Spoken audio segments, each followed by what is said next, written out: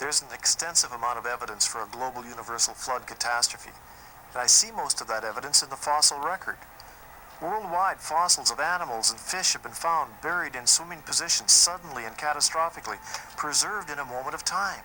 Among the most fascinating fossil finds which show animals in swimming positions include rhinos, hippos, and zebras buried in volcanic ash in Nebraska. And in Scotland, tons of fish have been found in positions of terror, fins extended and eyes bulging. Another fossil graveyard, this one in Geiseltal, Germany, shows a mixture of plants and insects from all climatic zones. When these kinds of fossils are found together, this is usually indicative of global flooding and rapid burial. In any global flood which destroyed all mankind, you'd certainly expect to find some artifacts from Noah's pre-flood civilization. So then, what does the fossil record show?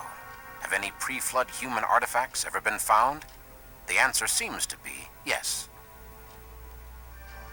This iron pot, now on display at an Arkansas museum, was found encased in a piece of coal at the Thomas, Oklahoma Municipal Electric Power Plant in 1912.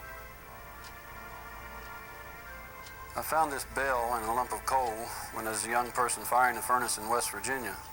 I dropped a large lump of coal, and when it broke, there was something sticking out of it. In the next few months, I abstracted this bell.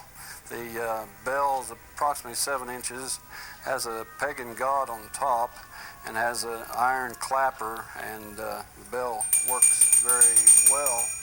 And over the period of time, we found out that it is made of both brass and bronze, plus arsenic, sodium, and antimony, which are not found in alloys that we have in the United States today. Historically, this pagan ceremonial bell is described very well by the account in Genesis found in 4:22 that says that Tubal-Cain was an artificer of brass and iron.